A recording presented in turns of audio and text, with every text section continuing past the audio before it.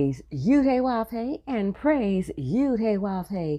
Beit Nun Sofit Yud-Heh-Wav-Heh. Royal family, welcome to our Power of 10, where we utilize the 10-step study scale for our daily Bible scriptural reading. Praise Yud-Heh-Wav-Heh. Today's reading goes along with month 3, day 12, in our holy Hebrew sacred solar year of 6024 FC, which means from creation. I am Queen Vashti Atara Yisrael Bath Yahweh, and I will be presenting today's Bible study class. Before we begin, we do want to begin with prayer. We are going to be reading from the book of 1 Timothy chapter 2. And before we do get started with that, we do want to begin with prayer. We want to always ask our Father, Yud-Heh-Wav-Heh, for guidance as we move through this Bible study class. We want guidance as we move through our day, and we want guidance as we serve our Father, Yud-Heh-Wav-Heh, in every royal and righteous way. We just want guidance in all that we do. And so we will begin with our prayer. Our prayer. Oh, Yud-Heh-Wav-Heh, Yahweh, God of our salvation, save us and gather us together and deliver us from the heathen, so that we may give thanks unto your holy name and glory in your praise. Blessed be the holy name of Yud-Heh-Wav-Heh, Yahweh, and Yud Shin Resh Aleph Lamed Yisrael forever. O Yud-Heh-Wav-Heh, let them be confounded that persecute us, but let not us be confounded. Let our enemies be dismayed, but let not us be dismayed. Bring upon our enemies the day of evil, and destroy them with double destruction. O Yud-Heh-Wav-Heh, forgive our fathers for breaking your laws, and please forgive us for breaking your laws. Help us to never bring shame upon thy great name, nor reproach against thy works. For surely we have turned ourselves unto thee, O Yud-Heh-Wav-Heh, trying to be upright. And as we confess our faults, please grant us protection against all of our faults. Cleanse us of our secret faults, and guide us unto the best of morals. For surely our prayers and our sacrifices, our lives and our deaths are all for thee, O Yud-Heh-Wav-Heh. And now, royal family, the Lord's Prayer in our native tongue of Hebrew, Matthew chapter 6, verses 9 through 13. Tefillah, which means prayer. Avenu Sabat Samayim, Yikadash Samarika, Tavo Maku Taraka, Yaseh Razunka, Kavasamayim came Ba'aris, Et Lekem Kukenu, Tain Lanu Hayom, Uslak Lanu, Al Kate Enu, Kimoshisokim, Gamanaknu, Lakotiam Lanu, Veal Tevienu, Lideni Sayom, Kim Kasenu, Minhara, Kilaka, Hamamlaha, Veha Givera, Veha Teferet, Leolame, Olamim, Sila. We thank thee, O Yud-Heh-Wav-Heh, O living and eternal King, who has so mercifully restored our souls within us. So let everything that hath breath praise Yud-Heh-Wav-Heh, praise Yud-Heh-Wav-Heh, Beit Nun Sofit Yud-Heh-Wav-Heh. And now, royal family, as we prepare for the reading of 1 Timothy, I like to read the introduction before we get into that scheduled reading. The introduction gives us so much background knowledge. It gives us history and culture. There's just a lot of information in the introduction that you may not have gathered on your own. And so I'm going to read the first epistle of Paul, the Apostle to Timothy. I'm going to read this from an authorized version of the King James Version of the Bible that was specifically made for Hebrew Israelites by the Temple of God publishers out of Miami, Florida. I'm going to read from this particular introduction of the King James, from the King James Version of the Bible. And it reads, author, although many scholars believe that the pastoral epistles to Timothy and Titus did not come directly from the hand of Paul in their present form, most are convinced that they are essentially Pauline. Interpreters disagree as to the amount of Pauline material used by an unnamed secretary or amanuensis. Some scholars stoutly maintain the Pauline authorship of all three pastoral letters, citing the unbroken tradition of Christian history and the absence of any conclusive argument against Paul's authorship.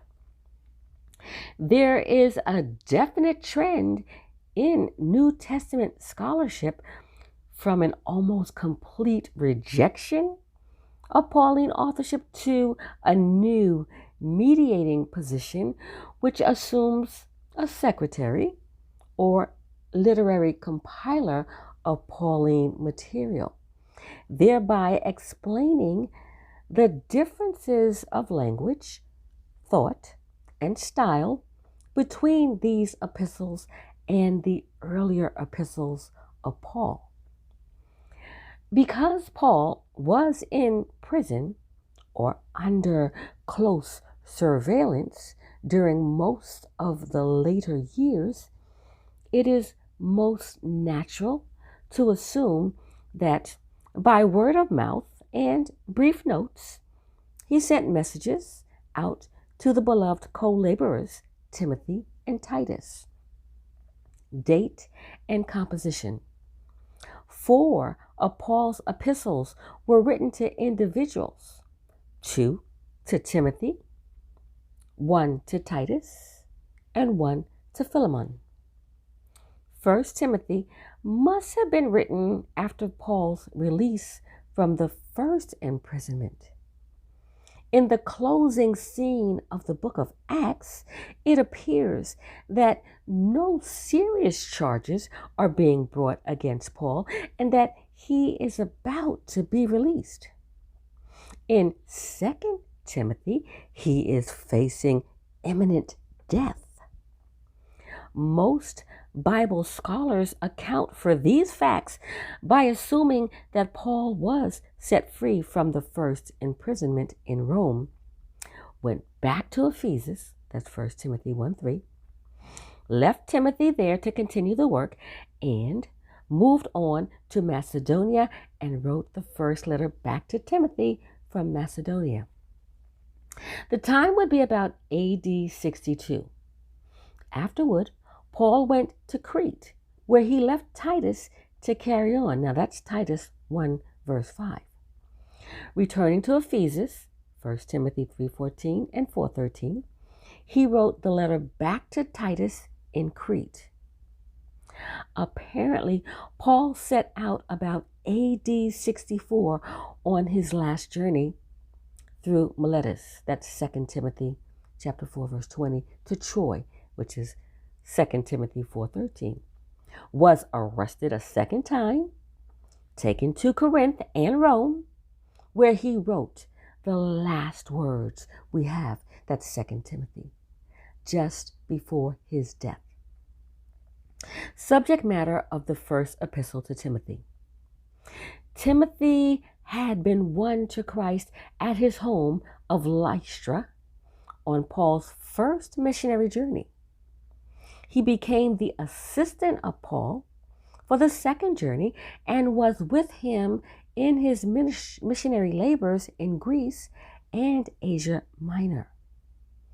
Especially in Ephesus was Timothy involved in the apostolic ministry, and this letter is appropriately addressed to him there. Paul encourages Timothy to be faithful, to resist false teachers, and to fulfill his mission for Christ. Now, here's the outline to the first epistle of Paul, the apostle to Timothy. 1. Salutation and warning about false teachers. That's chapter 1, verse 1 through 11. 2. The apostolic commission, Paul and Timothy. That's chapter 1, verse 12 through 20. 3. Rules for public worship. That's chapter 2, verses 1 through 15. 4.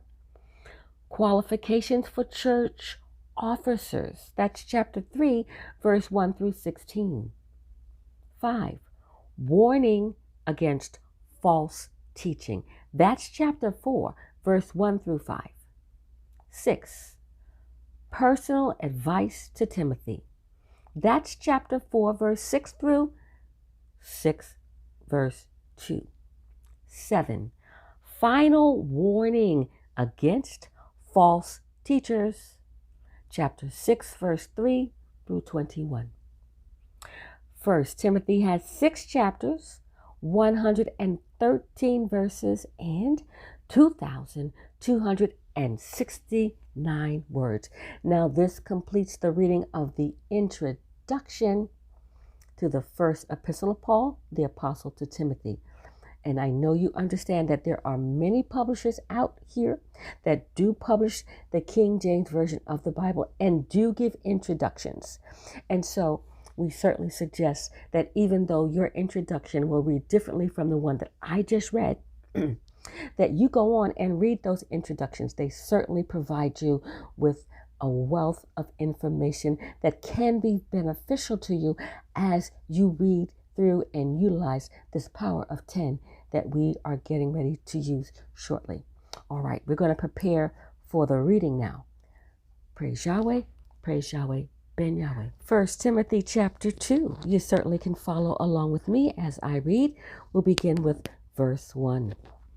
I exhort, therefore, that first of all, supplications, prayers, intercessions, and giving of thanks be made for all men, for kings and for all that are in authority, that we may lead a quiet and peaceable life in all godliness and honesty.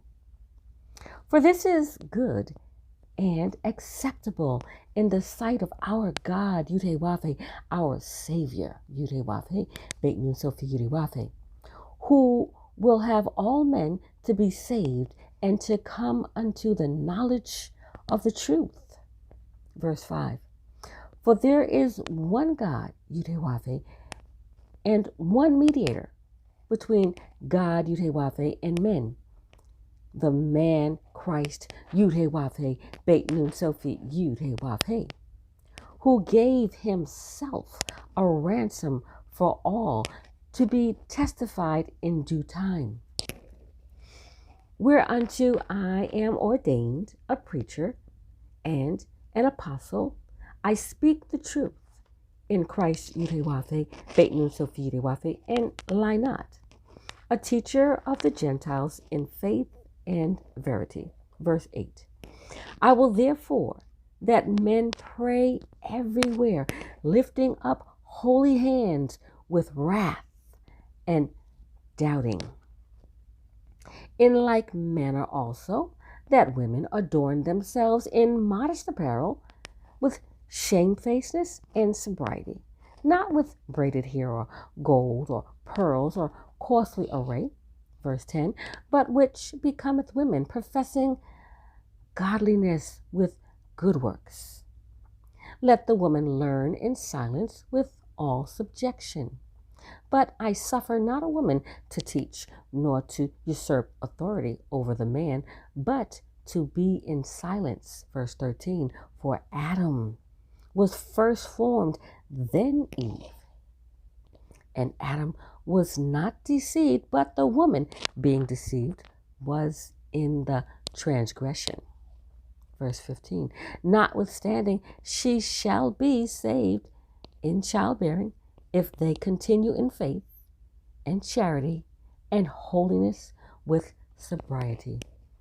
And that concludes the reading of 1 Timothy chapter 2. Praise Yahweh, then Yahweh. And now, Royal Family, as we prepare to move into the 10-step scale, I just want to remind you, if you have not yet gotten your 10-step scale and you would like to have it, you can have it today by visiting us on our website at www.yahweh144,000.com.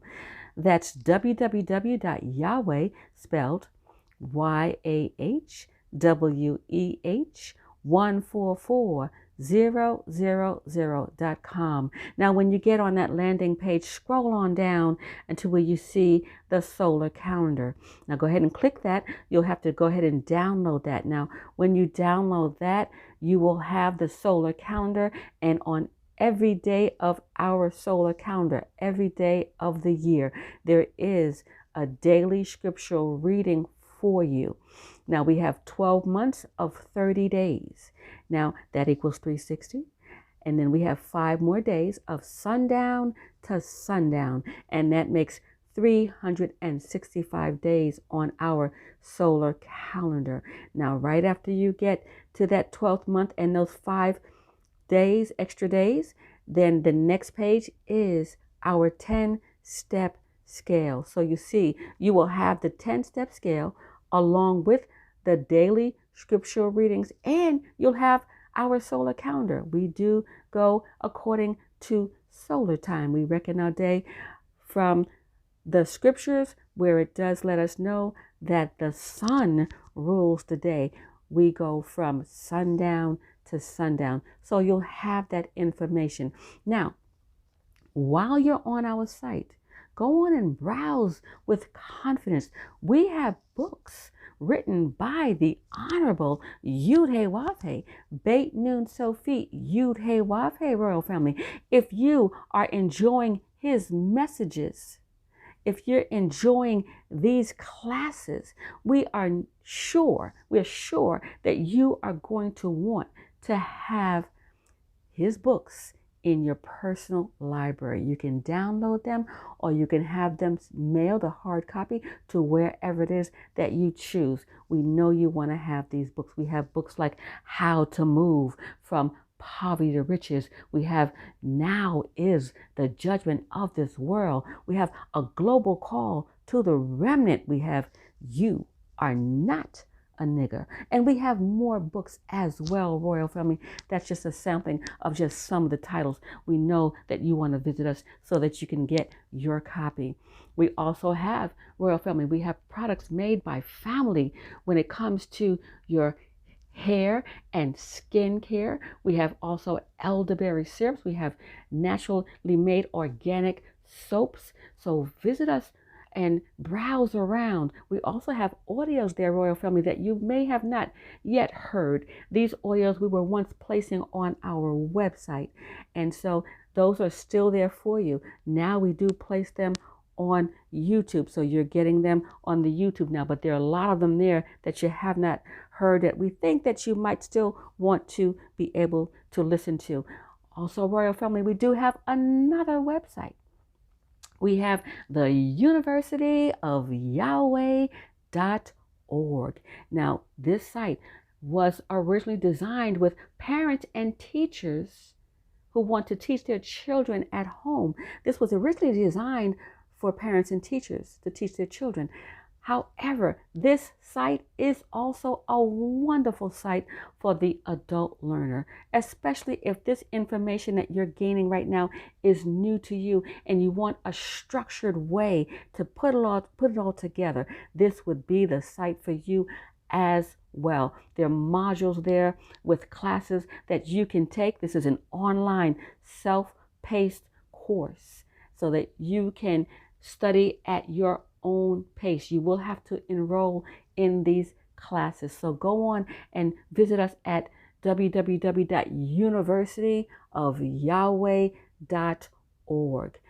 Also, Royal Family, if you are needing a spiritual home, this information that you're hearing just makes sense to you. You love the messages that our Father has brought to us as well. And you just want to be around those that are like-minded, loving this information. We certainly invite you to join us. You can go to our site again at www.yahweh144,000.com, and you can actually email us from there. We'll get your messages from there. Let us know you want to be a part of this wonderful movement. Now, if you're already buying products from us, we will already place you on our newsletter email group list, and you will get emails monthly. You'll also find out how to join us weekly and even daily if you like, but you'll have to let us know through that email or just purchase something off the site. Anything that you do purchase does go towards the building of our holy Hebrew nation of Yud He Wav He Royal Family. Also, you can tithe with us, especially if you're going to join us. You can tithe with us in keeping with Malachi chapter 3, verses 6 through 10. It is our law. This is how we grow together, Royal Family. You can send your tithes, your donations, your offerings right here on the site. Now, if you prefer to mail them in, you can do that as well. You can mail it to Yahweh's Royal Priesthood Publishing Company. That's 1746 East Silver Star Road, Suite 144.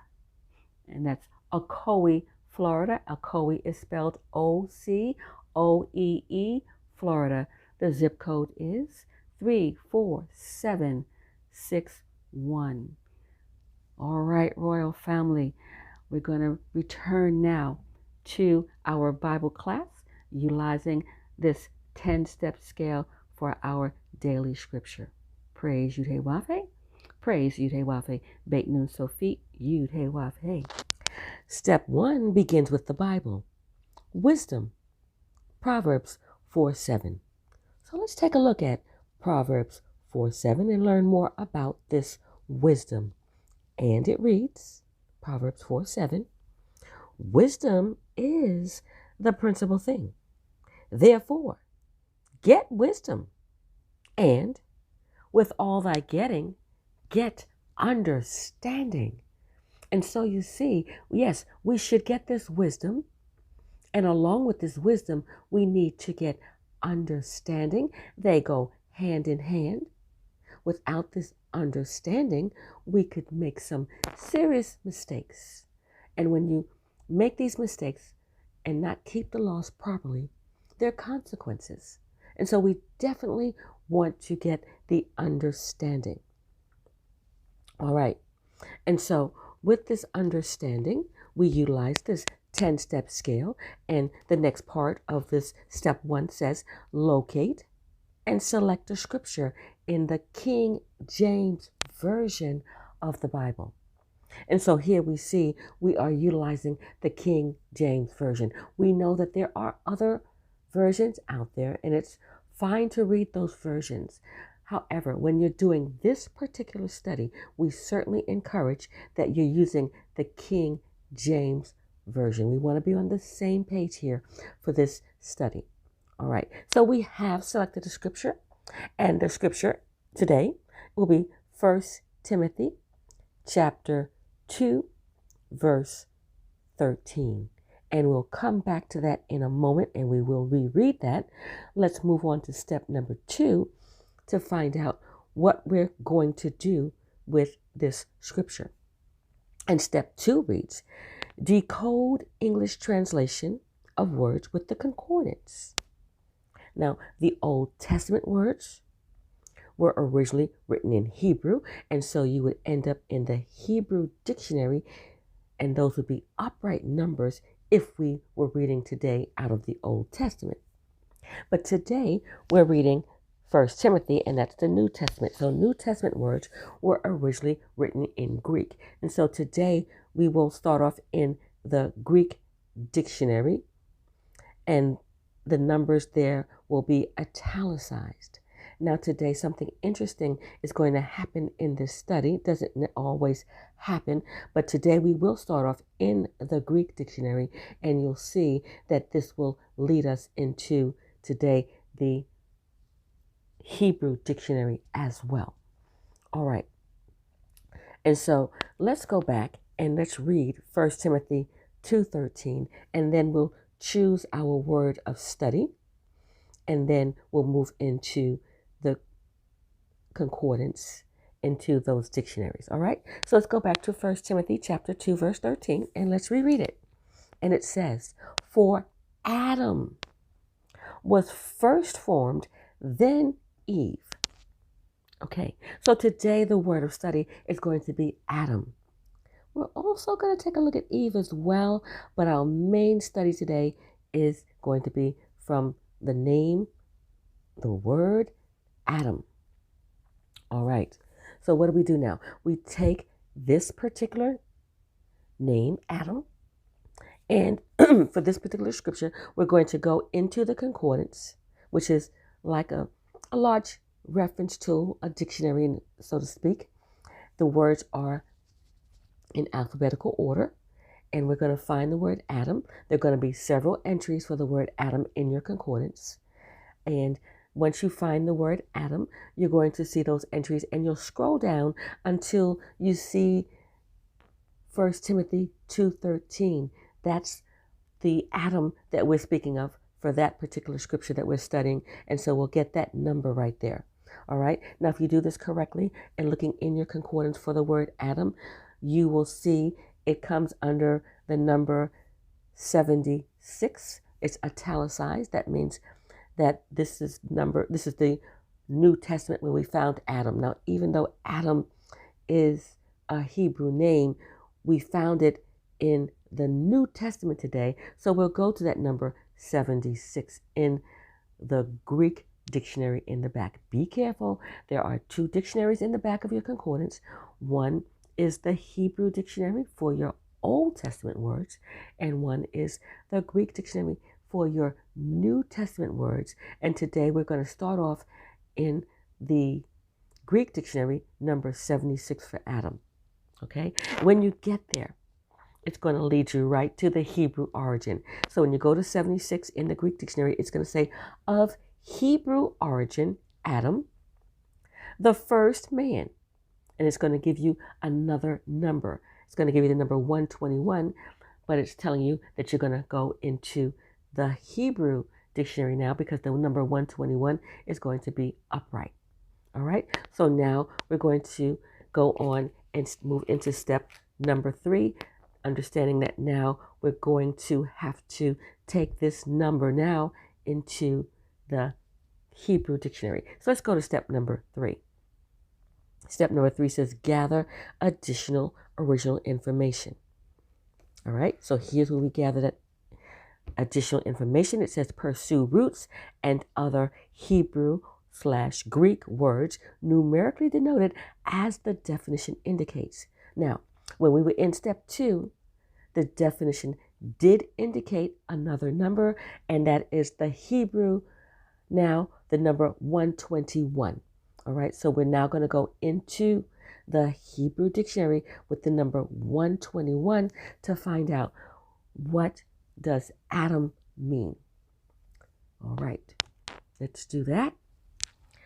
When we get to the number 121 in the Hebrew concordance, it says it's the same. Adam is the same as the number 120, also of a place in Palestine. Adam. All right, so here in the number 121, we find now that we have to go to another number. We have to go to the number 120 in the Hebrew Concordance. So let's go on to the number 120 and find out what we can get from that number as well. All right, at 120 in the Strong's Exhaustive Concordance, it says it's from another number, 119. And it still means ruddy, R-U-D-D-Y, that is a human being, an individual, or the species, mankind, etc. Now this is from 120. So now let's go to that other number, the 119, where it said it's also from. When you get to 119, it says to be red, ruddy, to be rubbed red, dyed red, to cause to show red, glare, to look red. All right, this is the information that we've gathered now from the numbers 121, 120, and 119. All right, and so now we're going to move into step number 4, which is the lexicon. Step number 4 reads, consult the lexicon for greater latitude on original information. The numbers are identical to the concordance numbers. Okay, so here we're going to now move into the lexicons. And today we're going to actually use both lexicons, the Greek lexicon and the Hebrew lexicon, because though this is the New Testament for 1 Timothy chapter 2, the word Adam will lead us into the Hebrew lexicon. So let's go to that first number, which was 76 in the Greek lexicon. We'll go there first to the Greek lexicon. And in the lexicon, the Greek lexicon, it says, Adam, the first man and parent of the whole human race. And then there are many scriptures given. And then it says, in accordance with the rabbinic distinction between former Adam, the first man, and the author of our woe, and latter Adam, the Messiah, the Redeemer. And so here there's a distinction made for the Adams, the former Adam and then the latter Adam. One is the first man and the other Adam refers to the Messiah, Yud-Heh-Wav-Heh, Beit Nun Sof Yud-Heh-Wav-Heh, the Redeemer.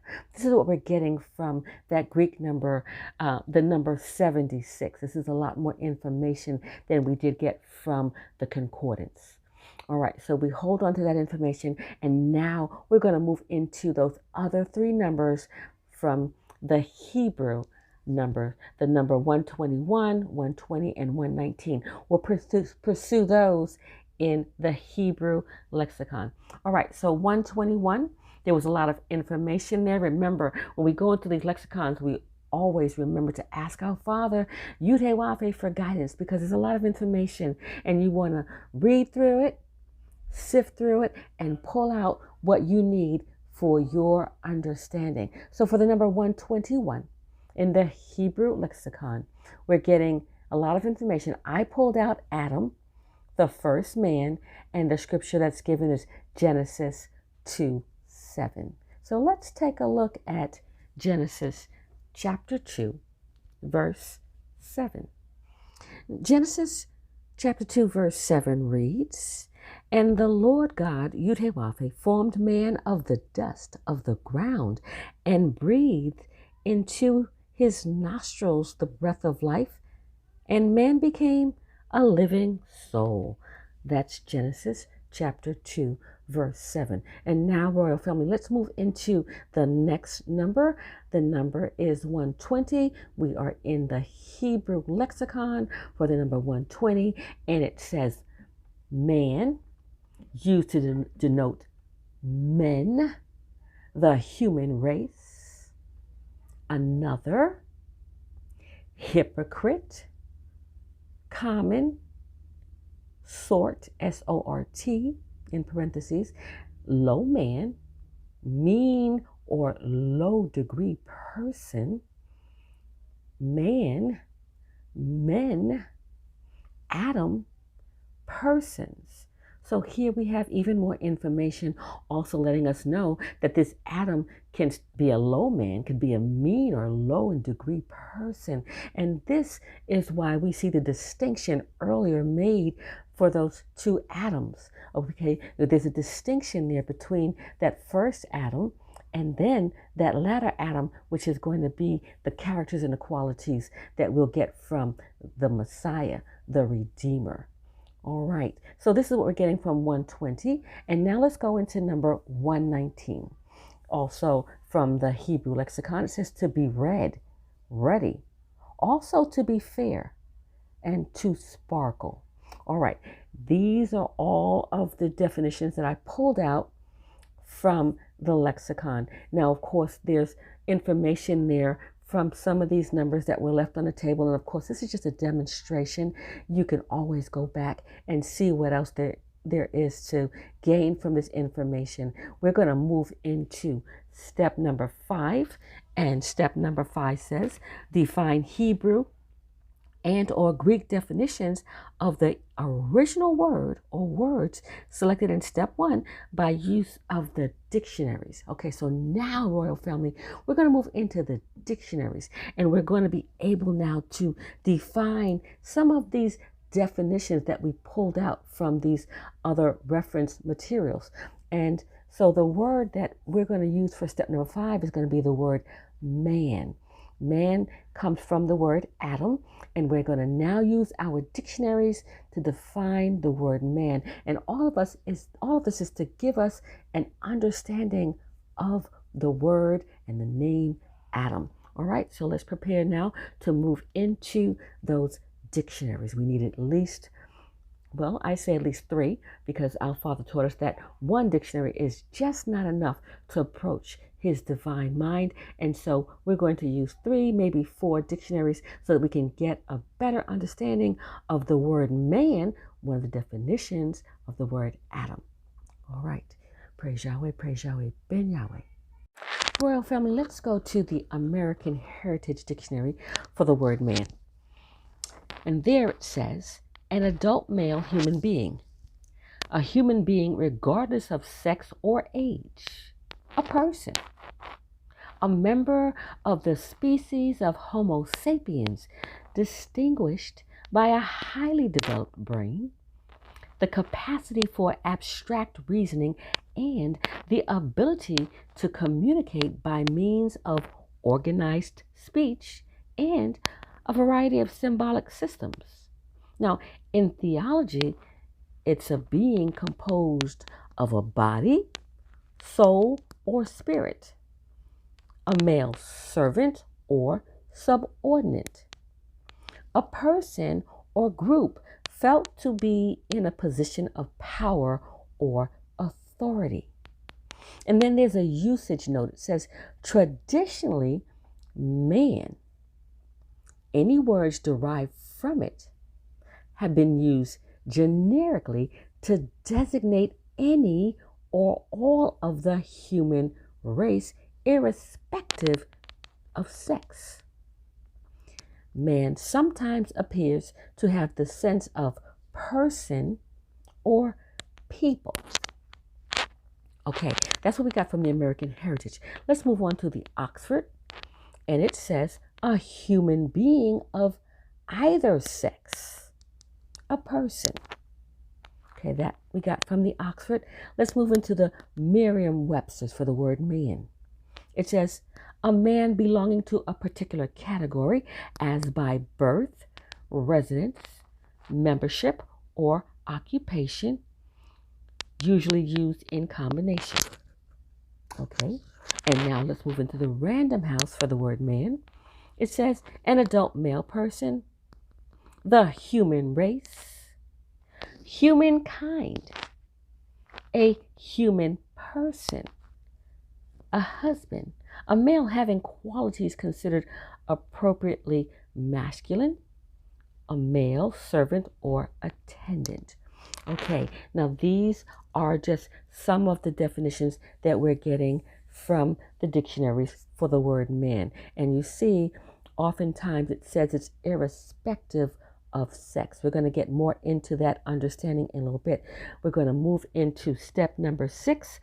We're going to move into the Bible dictionary. Step number 6 says consult several dictionaries, which we've done, and compare. Include Bible dictionary and Bible interpreters dictionaries. Okay, so here I'm going to move into the Vine's expository dictionary of Bible words.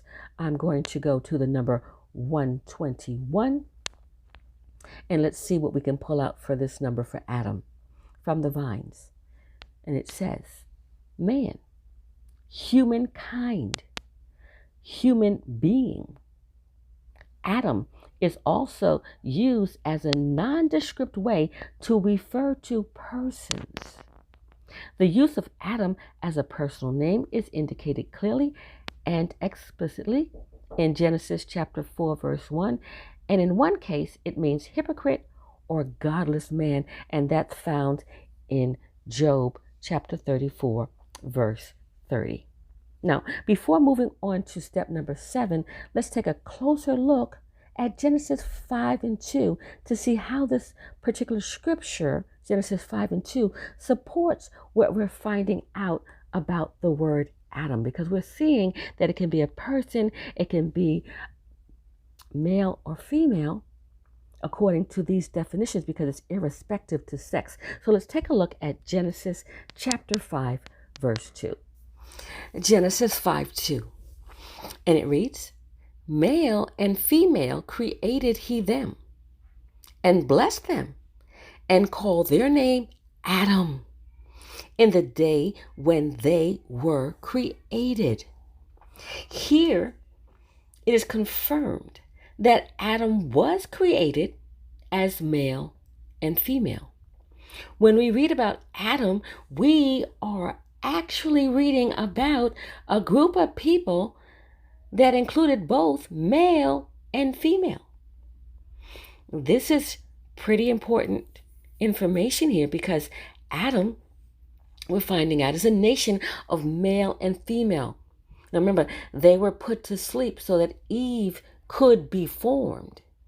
Eve is another study that has been touched on in a different Power of 10 class. We'll touch on it just a little bit here.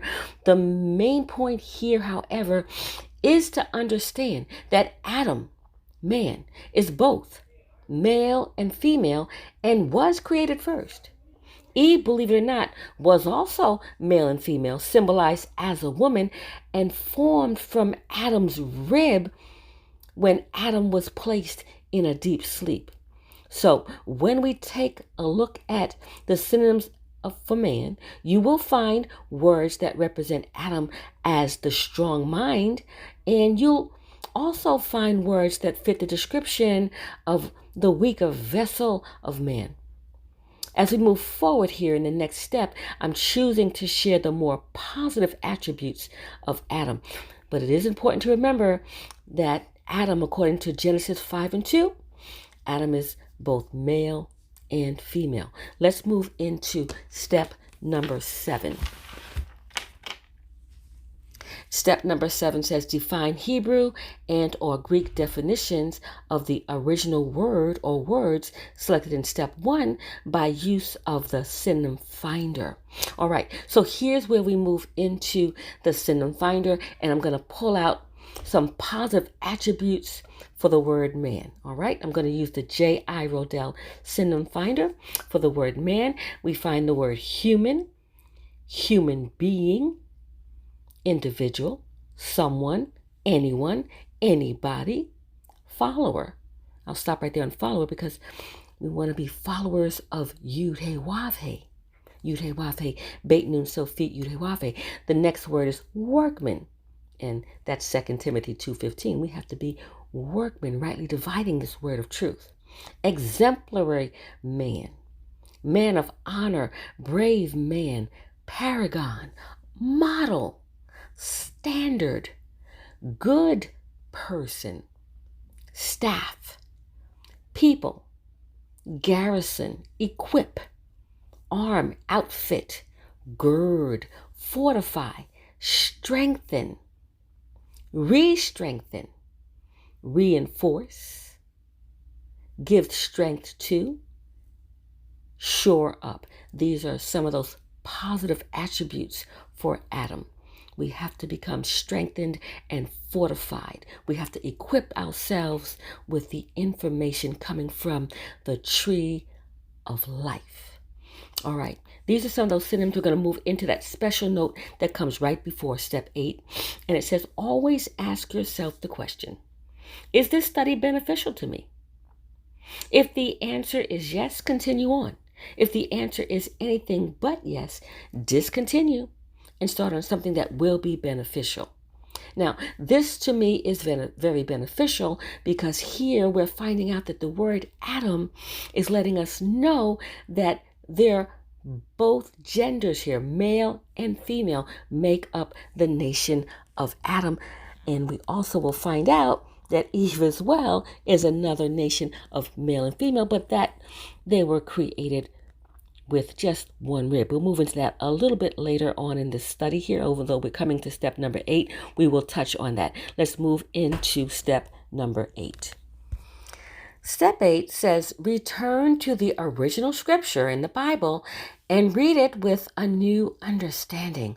All right, let's go back to our original scripture, which is 1 Timothy chapter 2, verse 13.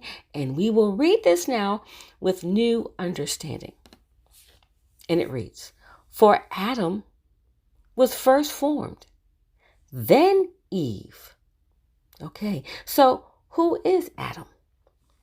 Adam is a nation of male and female people who were created and formed with the capacity for abstract reasoning. Adam was created to be an exemplary people, a model and standard of good. Adam, male and female, was created to follow the instructions of Yud-Heh-Wav-Heh Yahweh, which fortified and strengthened them as an awakened people. Now, Adam was placed in a deep sleep so that Eve could be formed from one of Adam's ribs. Rib is symbolic of one side. When you only have one side, you are incapable of full comprehension. Eve was unable to fully comprehend and protect the laws and the instructions of Yud-Heh-Wav-Heh Yahweh. Eve didn't have the spiritual rib cage to properly guard and keep the law. Eve, as a people, was also male and female. This nation was one-sided in their thoughts and deeds and actions. Absolutely diametrically opposed to good. This was demonstrated by her immediate attraction and willingness to assist Lucifer with his secret agenda back in the garden. And even today, Yud-Heh-Wav-Heh, Beit Nun Sofi Yud-Heh-Wav-Heh, taught us that Eve is the mother of all living rebels. So yes, this type mindset, represented symbolically as the woman, should not teach their evil ways and should be silent, as we read in 2 Timothy chapter 2. The one rib, the one side, has caused weakness and inability to fully comprehend and protect the law. So to the Evite minds, you must be quiet and allow Adam, those resurrected back into their sound mind, to show you the way via the teachings of the Son. Yud He Wav He, Beit Nun Sophie, Yud He Wav He. This is the new understanding. Praise Yahweh, praise Yahweh, Ben Yahweh. We're ready to move into step number 9, which says, search the scriptures. That's John chapter 5, verse 39. It says, look for helpful cross references in several Bibles. Crack the codes with the newfound information. All right, so here's where in your Bible you now look for cross references, and with the information that you gathered, you can often crack codes for the scriptures that you haven't yet studied. But because you have enough information from what you did study, you can read those other scriptures now with better understanding. So let's take a look at one of the cross references, Genesis chapter 1, verse 27 through 28. Let's take a look at that. We should be able to look at this in a different way now. And it reads, so God, Yud-Heh-Wav-Heh, created man in his own image. In the image of God, Yud-Heh-Wav-Heh, created he him. Male and female created he them. Verse 28. And God, Yud-Heh-Wav-Heh, blessed them and God, Yud-Heh-Wav-Heh, said unto them, be fruitful and multiply and replenish the earth and subdue it, and have dominion over the fish of the sea and over every living thing that moveth upon the earth. Now, let's look at this carefully. Now, here in Genesis chapter 1, we read that Yud-Heh-Wav-Heh, Yahweh, created man in his own image, again, male and female.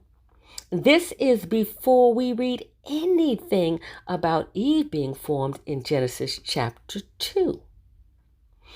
This people, Adam, in an awakened state, are leaders in righteousness with the capacity to be fruitful and multiply and replenish the earth, subdue it in fact, and have dominion over every living thing that moveth upon the earth.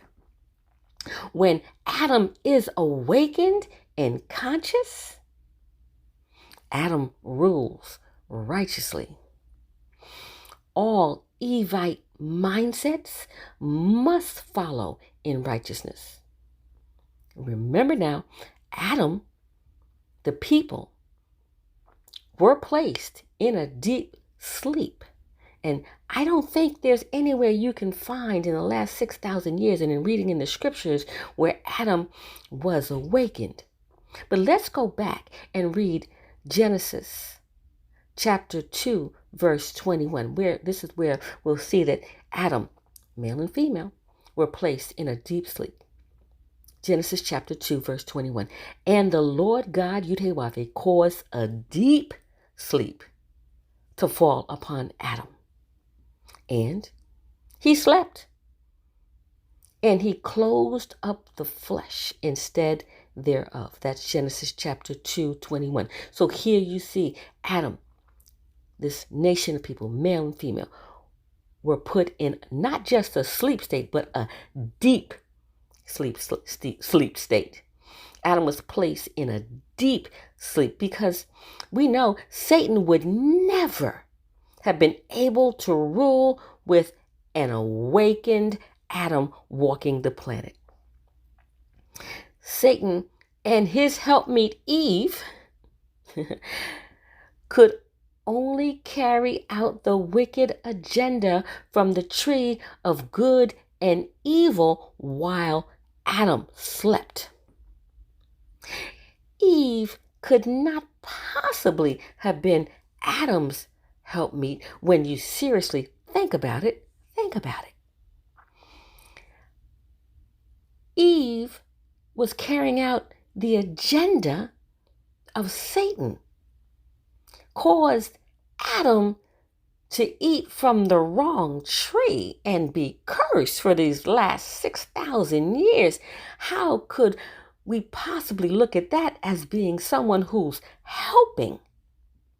I really don't feel as that Eve mindset was really a helpmeet for Adam. I really feel that Eve was the helpmeet for Satan.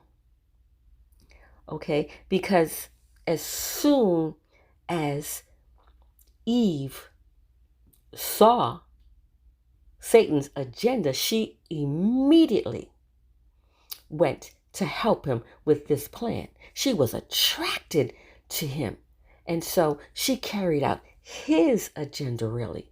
So I really feel like she was his helpmeet, Satan's helpmeet. Got us all in this condition. She's the mother of all living rebels. We've had a rebel mindset this entire last 6,000 years. Takes the new Adam to come, that second Adam to come as the Messiah, the Redeemer, to put us back on track. So when Adam wakes up, Adam is complete within himself. Our deep 6,000 year sleep period has ended. It's over. We're in 6024. Adam will be fruitful. Adam will multiply. Adam will replenish the earth with the knowledge of Yud-Heh-Wav-Heh and have dominion over every living thing that moveth upon the earth. Praise Yud-Heh-Wav-Heh. Praise Yud-Heh-Wav-Heh. Beit Nun Sofit Yud-Heh-Wav-Heh. Now that's step number 9, looking at Genesis chapter 1, 27 through 28, and also looking at Genesis chapter 2, 21, understanding that we were in a deep sleep, but the Messiah comes to wake us up, to resurrect us out of this deep sleep, and to give us the qualities and characteristics that we must follow so that we can now rule in righteousness. This study was very interesting. I know very different from maybe what you looked at Adam as, but when you do the study, you do find that Adam is male and female. And when you do an in-depth study on Eve, you'll find out that this is a one-sided type of a mind without full comprehension. This mindset ate thoroughly from the tree of good and evil, and is all that mindset can teach under the philosophies of Lucifer and that tree of good and evil. And it takes one to come back as the Son, Yud-Heh-Wav-Heh, Beit Nun Sofit Yud-Heh-Wav-Heh, to give us the correct teaching, put that tree back where we can now see it and have a choice once again. You see, so now that we have eaten from the other tree, the tree of good and evil, now we are able now to make a good judgment and a correct judgment. We've seen both sides. So, I guess you can look at Eve as being a kind of a sort of a helpmeet to us, because had we not eaten from that, we would have never experienced the other side and now be able to make the correct judgment every time. Our Father, Yud-Heh-Wav-Heh, said, Gods make the correct judgment every time. After 6,000 years of hell, we should want to make the correct judgment. So praise Yud-Heh-Wav-Heh, praise Yud-Heh-Wav-Heh, Beit Nun Sofit Yud-Heh-Wav-Heh. I guess I can see how she could be our helpmeet, helping us to see the other side so that we don't ever want to touch that philosophy anymore. So when I look at it like that, I can say, okay. All right, let's move into step number 10. Keep an open mind, it says. Use any given tool at any given time if necessary. We definitely want to keep our minds open. We want to keep it open, but we do want to preserve and protect this openness. Now we want to guard it at all costs. We want to be able to enter in on a daily basis and access the information, the message that our Father has for us. And so we can use any of these tools at any given time. Let Yud-Heh-Wav-Heh guide you. That is key.